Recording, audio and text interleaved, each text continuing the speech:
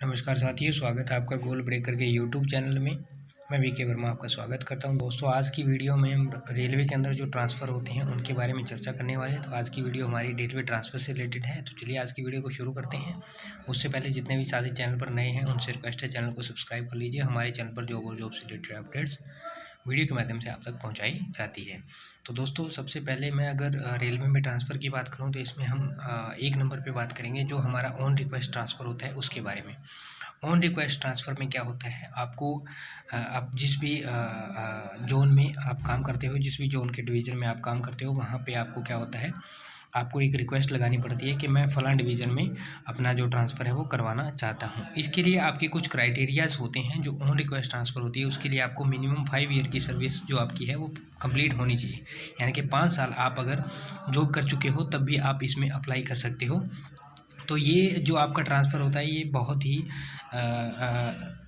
जो कहते हैं टफ़, मतलब इतना आसान नहीं होता है, इसको थोड़ा हार्ड होता है, ये प्रोसेस इसका हार्ड होता है। अब इसके अंदर अगर हम बात करें तो 5 साल की सर्विस ना करे अगर कोई कैंडिडेट, उसके लिए क्या बेनिफिट अगर हम कहें तो जो कैंडिडेट 5 साल की ना करे उससे पहले ही बहुत सारे कैंडिडेट करवा लेते हैं, उनके अंदर क्या कंडीशन आती है। तो सबसे पहले मैं आपको बताना चाहूँगा, पहली कंडीशन जो हमारी आती है, अगर कोई कैंडिडेट 5 साल की जॉब नहीं करता है और ट्रांसफ़र करवा लेता है, पहले तो कोई ऐसा कैंडिडेट है, चाहे मेल हो चाहे फीमेल हो, तो इस कैंडिडेट का मान लीजिए कोई कैंडिडेट इलाहाबाद के अंदर जॉब कर रहा है, इलाहाबाद जोन में अगर डिवीज़न में जॉब कर रहा है, तो उस कैंडिडेट की, चाहे वो मेल हो चाहे फीमेल हो, उसका दूसरा जो पार्टनर है, अगर कोई मैरिड कैंडिडेट है उसका दूसरा पार्टनर, अगर कोई फीमेल कैंडिडेट इलाहाबाद में जॉब कर रहा है तो उसका जो पार्टनर है वो किसी अदर डिवीज़न में या किसी अदर जोन के अंदर जॉब कर रहा हो, जैसे कोई मान लीजिए अजमेर के अंदर जॉब करता है या जयपुर के अंदर जॉब करता है, तो उस कैंडिडेट को यहाँ पे ट्रांसफ़र जो है वो 5 साल से पहले ही मिल जाएगा। उसका कोई दूसरा पार्टनर, जैसे मेल कैंडिडेट है, मैरिड है, तो उसकी वाइफ़ कहीं और जॉब करती हो, या फीमेल है उसका हस्बैंड कहीं और जॉब करता हो, तो उनको जिस डिवीज़न में जो दोनों एक साथ रहेंगे तो जहाँ वो करवाना चाहते हैं वो उनका हो जाएगा, इन दोनों की डिवीज़न किसी एक में। ठीक है। दूसरी आती है बात, ये आसान हो जाता है, इसको जो बोलते हैं हम स्पाउस ग्राउंड, इसको कैटेगरी में नाम दिया जाता है। तो ये थोड़ा ईजी हो जाता है, प्रोसेस ईजी है। दूसरा, अगर कोई कैंडिडेट जॉब करता है, चाहे मेल हो चाहे फीमेल कैंडिडेट हो, वो खुद अगर जैसे हमारा उसमें आता हो, हैंडीकैप्ड श्रेणी में पीडब्ल्यूडी कैटेगरी के अंदर आता हो, तो वो कैंडिडेट अपना ट्रांसफ़र जो है वो 5 साल से सर्विस पूरी करने से पहले अपने जिस डिवीज़न में या जिस होम टाउन में या जैसे वो जहाँ जाना चाहता है वहाँ अपना डिवीज़न करवा सकता है। उस कैंडिडेट के लिए ये थोड़ा प्रोसेस ईजी हो जाता है। और अगर हम बात करें तीसरा जो होता है, अगर उसके कैंडिडेट के जो कैंडिडेट जॉब करता है उसके जो बच्चे होते हैं उनमें से अगर कोई हैंडीकैप्ड होता है, तब वो जो अपनी ट्रांसफ़र है वो अपने चहेते डिवीज़न में करवा सकता है। तो ये आपका ट्रांसफ़र का रूल रहा इस डिवीज़न का, जो आपका ऑन रिक्वेस्ट ट्रांसफ़र है इसका। तो सबसे पहले मैंने आपको बताया जो 5 साल की सर्विस करनी पड़ती है वो वाला, और फिर मैंने आपको बताया 5 साल की सर्विस ना करने पर भी कई सारे कैंडिडेट चेंज करवा लेते हैं, उनकी मैंने टर्म एंड कंडीशन आपको बता दी कि ये कंडीशन होती है, तब जाके आप चेंज करवा सकते हो। अब मैं बात करता हूँ दूसरा जो हमारा है म्यूचुअल ट्रांसफ़र के ऊपर। म्यूचुअल ट्रांसफ़र किस तरह से होता है। म्यूचुअल ट्रांसफ़र जो आप करवाते हो, जैसे आप अपने इंटर डिवीज़न भी करवा सकते हो, इंटर जोन भी करवा सकते हो। इंटर डिवीज़न मतलब कि अगर आप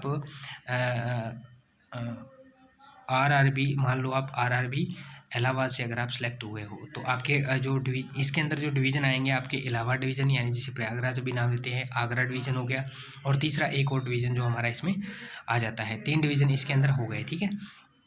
तो इन 3 डिवीज़न के अंदर अब आपको इंटर डिवीज़न हो गया, इस डिवीज़न से इस डिवीज़न में जाना है, इस डिवीज़न से इस डिवीज़न में जाना है, तो आपका इंटर डिवीज़न होता है। और इंटर जोन, मान लीजिए आपका जो एनसीआर आपका जोन है, ठीक है, और आप जाना चाहते हो किसी अदर में, एनईआर मान लो, या फिर एनएफआर मान लो, या फिर एनआर मान लो, किसी भी अदर डिवीज़न में आप जाना चाहते हो, तो इसमें आप इस तरह से ट्रांसफ़र करवा सकते हो। म्यूचुअल का क्या जो रोल रहता है वो किस तरह से होता है। म्यूचुअल के अंदर कई सारी कंडीशंस आपको मान्य रखनी पड़ती है। पहली बात तो म्यूचुअल के अंदर 5 साल की जो क्राइटेरिया है वो ऐसा कुछ नहीं होता। 5 साल का कोई क्राइटेरिया नहीं है, आप जब मन चाहे तब म्यूचुअल में आप ट्रांसफ़र करवा सकते हो। इसका जो प्रोसेस होता है वो आपको फॉलो करना पड़ता है, कुछ एक जितने टाइम का प्रोसेस रहता है। सबसे मैं कंडीशन आपको बताता हूँ, एक तो आपकी जो कैटेगरी है, जिस तरह से ओबीसी है, एससी है, एसटी है, तो ये आपकी कैटेगरी जो है वो सेम होनी चाहिए।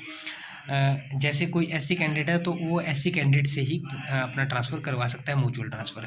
अगर कोई एसटी कैंडिडेट है तो एसटी से ही अपना म्यूचुअल ट्रांसफ़र करवा सकता है।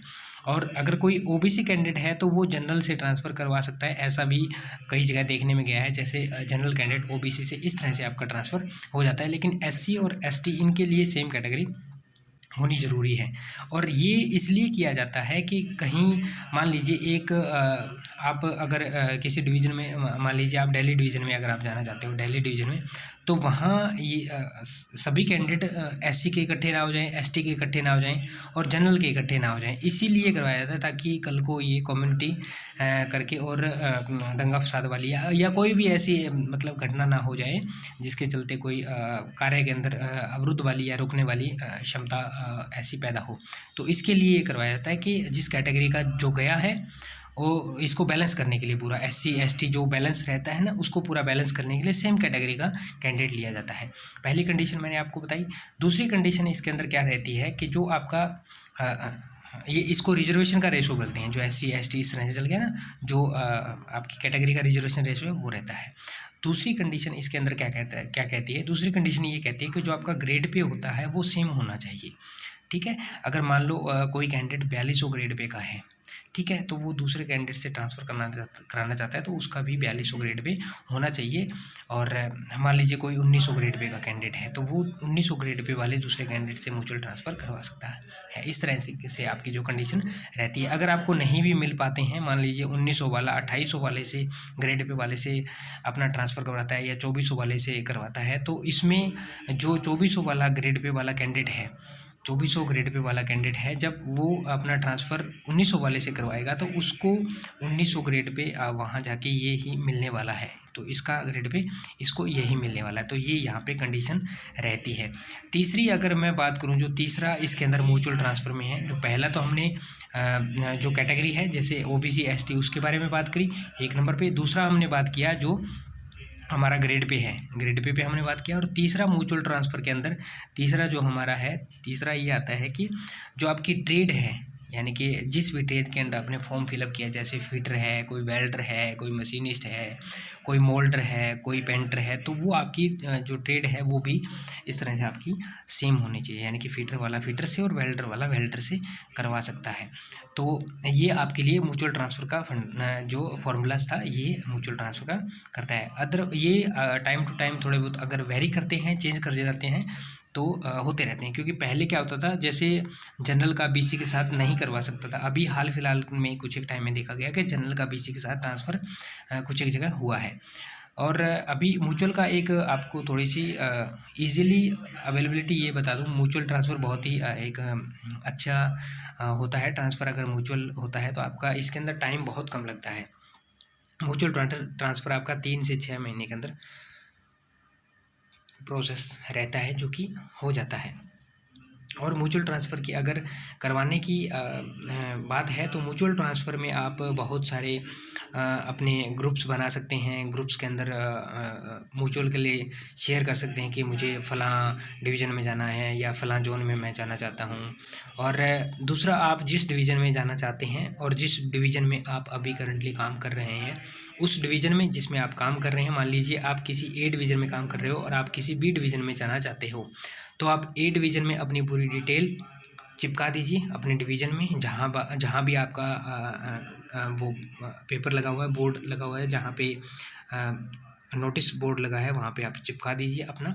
और दूसरा, जिस बी डिवीज़न में आप जाना चाहते हैं वहाँ पे भी अपना जो नोटिस बोर्ड है वहाँ पे अपना चिपका दीजिए। और वहाँ पे अपना या तो आप मोबाइल नंबर दे सकते हैं या मेल आईडी दे सकते हैं, जैसे भी आप अपना हो, ताकि आपका उस कैंडिडेट के साथ डायरेक्ट कांटेक्ट हो जाए और वहाँ से आपकी बात शुरू हो जाए। क्योंकि म्यूचुअल कैंडिडेट ट्रांसफ़र में आपको सेम कैंडिडेट मिलना बहुत ज़रूरी होता है। तो यही इसकी क्राइटेरिया सबसे बड़ा क्राइटेरिया है। तो आप अगर चस्पा कर देते हैं, वहाँ पे चिपका देते हैं, तो आपके लिए बड़ा ही कह सकते हैं कि आसान हो जाता है और आप डायरेक्टली उस कैंडिडेट के कॉन्टैक्ट में आ जाते हो। और वो कैंडिडेट जो बी से कॉन्टैक्ट है, बी डिवीज़न से जो कैंडिडेट है, वो डायरेक्ट आप ए डिवीज़न वाले कैंडिडेट के कॉन्टैक्ट में आ जाता है। तो इस तरह से ये आपका डिविजनली या फिर म्यूचुअल ट्रांसफ़र जिसे हम कहते हैं वो ट्रांसफ़र हो जाता है। तो ये इस तरह से आपका प्रोसेस रहता है। उम्मीद करता हूँ वीडियो आपको अच्छी लगी होगी। वीडियो अगर अच्छी लगी है तो लाइक करें, चैनल पर अगर नए हैं तो सब्सक्राइब करें, वीडियो अपने दोस्तों के साथ भी शेयर करें, और जिन जिन साथियों को म्यूचुअल ट्रांसफ़र करवाना है वो साथी कमेंट सेक्शन में कमेंट जरूर करें, ताकि दूसरे साथी अपना कमेंट देख करके और अपने आपसी वार्तालाप के जरिए अपना म्यूचुअल ट्रांसफ़र करवा लें। तो दोस्तों आज की वीडियो में इतना ही था। उम्मीद करता हूँ जानकारी हेल्पफुल है। मिलते हैं नेक्स्ट वीडियो में नेक्स्ट अपडेट के साथ। तब तक के लिए जय हिंद, जय भारत, वंदे मातरम साथियों।